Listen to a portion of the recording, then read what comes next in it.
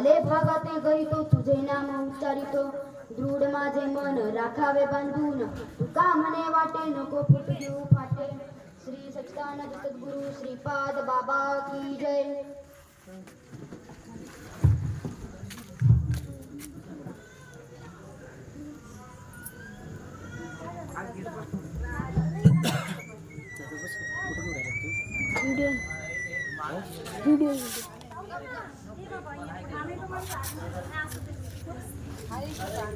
उपजल्या बालकासी नाव नाही तयापासी ठेविलेली नावेसी ओ देतो उठी. ग्रंथराज ज्ञानेश्वरी अध्याय क्रमांक 17 श्लोक क्रमांक 23 आणि ओवी क्रमांक 329. माऊली या वयमधून सर्वसामान्य जडजीवांना सांगतात की जन्माला आलेल्या कोणत्याही व्यक्तीला नाव नसते. आई वडील जे नाव देतात आजी आजोबा आत्या जशी परंपरा असेल तसे त्याप्रमाणे ते बाळ ओ देतं. म्हणजे ते नाव त्याचं खरं आहे का? खरं नाही. जसं राम जन्माला आले वशिष्ठ त्यांचे गुरु होते, संपूर्ण परिवाराचे गुरु होते. पहिले जे राजे राजघराण्याचे त्यांना उदाहरणार्थ दशरथ राजा जनक राजा त्यांना एक आध्यात्मिक गुरु होते. मग तसं वशिष्ठ हे दशरथ राजाच्या कुळाचे गुरु होते म्हणजे कुळगुरु होते. त्यांच्या सांगण्यानुसार श्रीराम हे नाव ठेवलेले आहे. आणि सांदीपनी हे नंदराजा यशोदा यांचे कुळाचे गुरु होते म्हणजे कुळगुरु होते. त्यांच्या सांगण्यानुसार श्रीकृष्ण हे नाव ठेवलेले आहे. वास्तविक पाहता त्यांना पण जन्माला आल्यानंतर नाव नव्हतं. ज्ञानोबा हे देखील ठेवलेलं नाव आहे, तुकोबा हे देखील ठेवलेलं नाव आहे. तसं तुमचं माझं देखील ठेवलेलं नाव आहे. मागच्या जन्मात काय नाव होतं आठवतं का आपल्याला? नाही. आपण जर एखादी पशु असेल तर पशुचं नाव असेल म्हणजे हे नाव आपलं परमनंट आहे का? परमनंट नाही. ते नाव फक्त एवढेच जन्मापुरते. तरी त्या नावात आपल्याला किती अभिमान असतो. माझं नाव घेतलं एखाद्याने पत्रिकेत नाव टाकलं आपल्याला बरं वाटतं. म्हणजे खोटं नाव घेतलं तरी आपल्याला बरं वाटतं. तर मग आपण जीवनात आपलं खरं नाव माहीत करून घेतलं तर त्याच्यासाठी काय करावं लागेल? सद्गुरु वाचूनी सापडेना सोय धरावे ते पाया आधी आधी. आपल्याला जर आपलं खरं नाव माहीत करून घ्यायचं असेल तर सद्गुरु करावं लागेल. ते कोणतं? संत एकांती बैसले सर्व सिद्धांत शोधिले आणि निवडून काढले ते हे श्रीहरीचे नाम. आता हे कलियुग आहे. कलियुगात एक तर आयुष्य कमी दिले देवानं. सत्ययुगात 1,00,000 वर्ष आयुष्य होतं सत्ययुगात. त्यानंतर त्रेतायुगात 1 शून्य कमी झालं म्हणजे किती राहिलं? 10,000. आणि त्याच्यानंतर द्वापार युगात अजून 1 शून्य कमी झालं म्हणजे किती राहिलं? द्वापार युग म्हणजे कृष्णाचे युग. आणि कलियुगात किती राहिलं आता? अजून 1 शून्य कमी झाल्यावर 100. आता 100 वर्ष आयुष्य राहिलं याचा का आपला पुरावा आहे? काय अभंग आहे? शतवर्षाची गणना त्यात अनंत दुःख यातना तुम्ही आठवा मधुसूदना. नरदेह दुर्लभ जाना नरदेह दुर्लभ जाना शतवर्षाची गणना त्यात अनंत दुःख यातना तुम्ही आठवा मधुसूदना. नरदेह हा दुर्लभ आहे. त्यात भारतात मिळणं अतिशय दुर्लभ आहे. त्यात महाराष्ट्रात मिळणं दुर्लभ आहे. त्यात जिथं ज्ञानेश्वरीचा जन्म झाला त्या नगर जिल्ह्यात भेटणं दुर्लभ आहे आणि तो आपल्याला भेटलाय. नरदेह दुर्लभ आहे. एक आयुष्य किती दिले देवानं? शतवर्षाची गणना म्हणजे 100 वर्ष आयुष्य दिले. म्हणजे त्यातले निम्म आयुष्य झोपण्यात गेलं म्हणजे 50 वर्ष झोपण्यात गेली. समजा राहिले 50 वर्ष. 50 वर्षात बालपण किती वर्ष? 10 ते 12 वर्ष खेळण्यात गेले. नंतर तरुण झाला. तरुणपण संसार प्रपंचात गेलं आणि म्हातारपण खोकण्यात गेलं. भजनाला काय शिल्लक राहिलं? काय भजनाचे उरले तू पाही गा तरुणपणी तुझ्या अंगी भरला ताटा. साई चरित्रात एक ओवी आहे. बालपणी क्रीडासक्त तरुणपणी तरुणी रक्त आणि वृद्धापकाळी जराग्रस्त. बालपणी क्रीडासक्त. बालपणी आपल्याला वाटतं खेळावं हे खेळावं ते खेळावं खेळावंच वाटतं. तरुणपणी तरुण रक्त तरुणपणा ताट असतं. कोणी काय म्हटलं ना काय म्हटलं तू असं करेल तसं करेल बायकोला पण उचलून आपटील. बालपणी आई म्हणते आमच्या बाळाला ना काहीच कळत नाही. हे खरे कारण बाळ लहानपणी मूर्खच असतं. लग्न झाल्यावर पण बायको म्हणते आमच्या ह्यांना आहे ना काहीच कळत नाही. अगदी कलेक्टरची बायको जरी असली ना ती म्हणते आमच्या ह्यांना आहे ना काहीच कळत नाही. आणि म्हातारा झाल्यावर पण मुलं म्हणतात आमच्या पप्पाला आहे ना काहीच कळत नाही. तरी हा म्हातारा आपला ताठपणा सोडत नाही. कधी कळणार माणसांना? तरुणपणी तुझ्या अंगी भरला ताटा, विषयासाठी शोधसी 12 वाटा, अजून तरी जागा वय मुडा, देह पाण्याचा बुडबुडा. संत सांगतात तुझ्या अंगीचा ताटा सोडून दे, देह पाण्याचा बुडबुडाय, कधी फुटल सांगता येत नाही. आणि म्हातारपण आजारात गेलं, थोडा म्हातारा झाला का टेकून उठतो. गुडघे जातात, हात जातात, कंबर जातं, कानातल्या ऐकण्याची शक्ती जाते, डोळ्यातल्या पाहण्याची शक्ती जाते. विठ्ठल विठ्ठल म्हणायला गेला, विठ्ठल विठ्ठल म्हणतो. म्हणजे बालपण खेळण्यात गेलं, तरुणपण संसार प्रपंचात गेलं आणि म्हातारपण आजारात गेलं. मग देव देव कधी करायचा? भजन कधी करणार मानवा, भजन कधी करणार. बालपण गेले तरुणपण आले मानवा, भजन कधी करणार. तरुणपण गेले म्हातारपण आले मानवा, भजन कधी करणार. आणि तरुण म्हातारपण आले म्हणजे काय झालं? आपली वाट पाहू राहिलं. यमाचा पाहुणा प्राणी होय, आपण यमाचे पाहुणे सगळे. कधी नाही हे सांगता येत नाही. म्हणून काय केलं पाहिजे? क्षणोक्षणी हाची करावा विचार, तरावया पार भव सिंधू. नासिवंत देह जाणार सकळ, आयुष्य खातो काळ सावधान. संत म्हणतात सावधान. लग्नात पण ब्राह्मण म्हणतो सावधान. बहीण भावाला वळते त्यावेळेस कपाळाला तांदूळ लावते, रेटून लावते. त्यावेळेस बहीण भावाला म्हणते भाऊ तू असा होय की परत जन्माला येऊ नको. पण जिने लावलंय तिला माहित नाही, ज्याच्या कपाळाला लावलंय त्याला माहित नाही. माणूस मेला पण तांदळाच्या लाया भेटतात. जो मेलाय त्याला माहित नाही आणि ज्याने फेकलाय त्याला माहित नाही. तांदूळ फेकण्याचा अर्थ तांदूळ पेरले तर उगत नाही, तसं तुम्ही दोघं व्हा की परत उगू नका. आणि बहीण भावाला म्हणते भाऊ तू असा होय की परत काय जन्माला येऊ नको. मग काय कर तू? याच जन्मी ओळखे करा आत्मा राम. या जन्मात तू देवाला ओळखून घे, कारण शेवटची पाळी एक मनुष्य जन्म आणि चुकली वर्मा फेरा पडे. मनुष्य देह हा शेवटची संधी, जंक्शन रेल्वे स्टेशन. इथून जर पुण्य कर्म केलं तर स्वर्ग प्राप्ती आणि पाप कर्म केलं तर नरक प्राप्ती. आणि जर संतांच्या मार्गाने जर गेला तर मुखी ना महाती मोक्ष, ऐशी साक्ष बहुतांची. आपल्याला मोक्ष म्हणजे पुनरपी जननम आणि पुनरपी मरणम हे कायमचं बंद करणे. आई वडिलांचे आपले उपकार आहेत, त्यांनी जन्माला घातले उपकार आहेत, लहानचं मोठं केलं उपकार आहेत, शिक्षण दिलं उपकार आहेत. पण संतांचे त्यापेक्षा अधिक उपकार आहेत. काय सांगू आता संतांचे उपकार, मज निरंतर जागविती. काय उपकार आहेत? त्यांनी आपले जन्म मरण बाद करण्याचा उपाय सांगितलाय. आई वडिलांनी जन्माला घातलं आणि संतांनी जन्माला जायचं यायचं बंद करण्याचा उपाय सांगितलाय. काय केलं संतांनी? बी बाजून केली लाही, आम्हा जन्म मरण नाही. लाही पेरली तर उगत नाही, तसं नामस्मरण करून जर वासना मेली तर पुन्हा जन्माला यावं लागत नाही. कारण जन्म घ्यावे लागे वासनेच्या संगे आणि त्याची झाली अंगे हरिरूप. जन्म कशामुळे? वासनेमुळे. जी वासना आपली शिल्लक राहिली त्याप्रमाणे आपल्याला जन्माला यावं लागतं. जड भरत राजा हरणी गरबी गेला, घाला तो घातला वासनेनं. जड भरत नावाचा एक राजा होता. त्यांनी 12 वर्ष तपश्चर्या केली, संसार प्रपंच सोडला आणि एक गरोदर हरणी तळ्यावर पाणी प्यायला आली. हा तिथं स्नान करत होता. वाघाने डरकाळी फोडली, हरिण घाबरली, उडी मारून पळून गेली. पाडच खाली पडलं. याने ते पाडच उचललं, पुसलं, घरी घेऊन आला. त्या पाडचं लालन पालन केलं, त्याला मोठं केलं. आणि ज्या वेळेस नेमका मृत्यू जवळ आला त्यावेळेस पाडत चरायला गेलो होतो.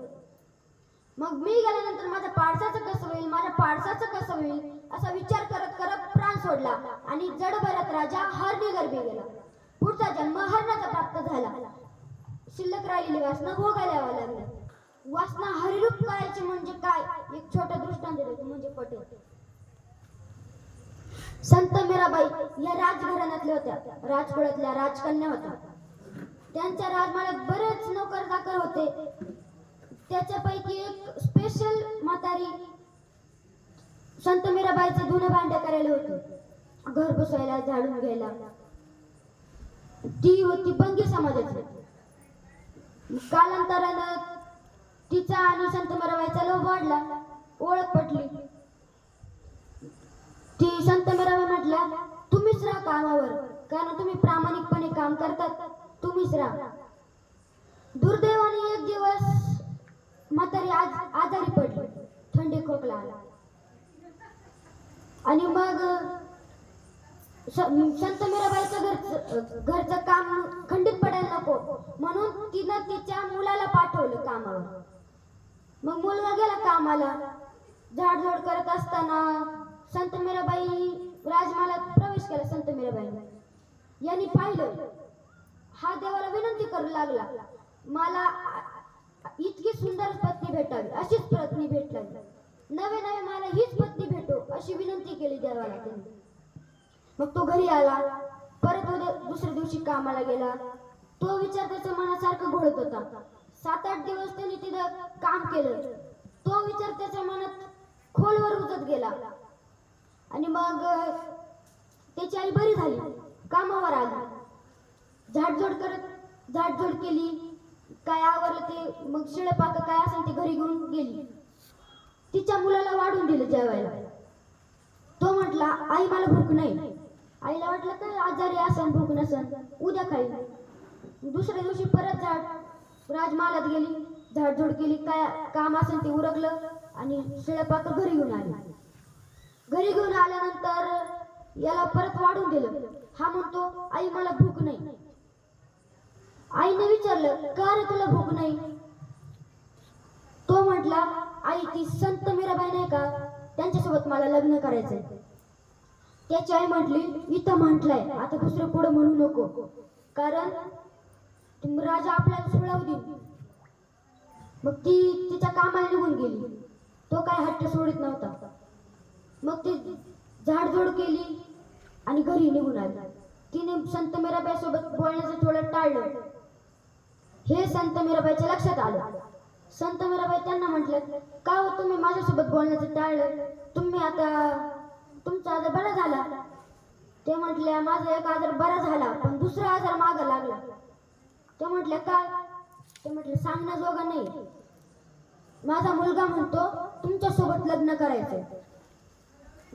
संत मीराबाई म्हटल्या, त्यात काय अवघे, म्हणू शकतो. ते म्हटल्या, आम्ही बंगी समाजाचे गरीब लोक, झाडझोड करणारे, तुम्ही राजघराण्यातल्या राजकन्या, कसं शक्य? संत मीराबाई म्हटले, काय नाही, त्याला उद्या घेऊन या माझ्याकडं.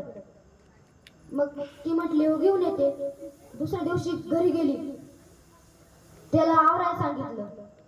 हा मस्तपैकी जायचं म्हटलं, लग्न करायचं थोड्या दिवसात. मस्तपैकी जेवण केलं, चांगल्यातले चांगले कपडे घातले, मेकअप केला, राजमहालात गेला. राजमहालात गेल्यानंतर तिला संत मीराबाई होते. मीराबाई म्हटल्या, तुला माझ्याशी लग्न करायचंय का? तो म्हटला, हो, पण माझी एक अट आहे, मी तुला जो गुरुमंत्र देईन त्याचं तू 7 दिवस अखंड चिंतन करायचे, म्हणजे खंड पडू न द्यायचा नामस्मरण. तो म्हटला, चालेल. मग त्याला एक वृक्ष पिंपळाच्या झाडाखाली बसवलं, त्याला गुरुमंत्र दिला. तो ध्यानाला बसला. त्याला ध्यान लागले. त्याच्या डोळ्यातून पाण्याच्या धारा वाहू लागल्या. आणि 8व्या दिवशी संत मीराबाई हार घेऊन आल्या लग्न करण्यासाठी. याला खूप डोळे उघडण्याचा प्रयत्न करत होते, पण तो काय डोळे उघडत नव्हता. कसं तरी त्याचे डोळे उघडले आणि तो ढसाढसा रडू लागला, कारण त्याच्या कंठात प्रेम दाटून आलं होतं. तो म्हटला, मला तुमच्या घरी दिसतो, प्रत्येका घरी दिसायला लागला, मला काय लग्न करायचं नाही. म्हणजे कंठी प्रेम दाटे, नयनी नीर लोटे, हृदयी प्रगटे रामरूप. त्याच्यातला हृदयातला राम जागा झाला आणि काम नष्ट झालं. म्हणजे आपल्या हृदयातला राम जागा करायचा आणि काम नष्ट करायचंय.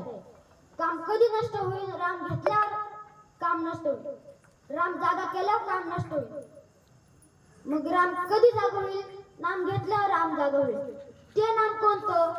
सोहम माझे नाव, ब्रह्मपुरी गाव. हे सकाराम तुकाराम हे ठेवलेलं नाव खरं नाहीये, ते फक्त एवढं जन्मापुरते. आपलं नाव कोणतं आहे? सोहम माझे नाव आणि ब्रह्मपुरी हे आपलं गाव आहे. त्या ब्रह्मपुरी नगरात आपला आत्माराम राहतो. तैसा हृदयामध्ये मी रामू, असता सर्व सुखाचा आराम.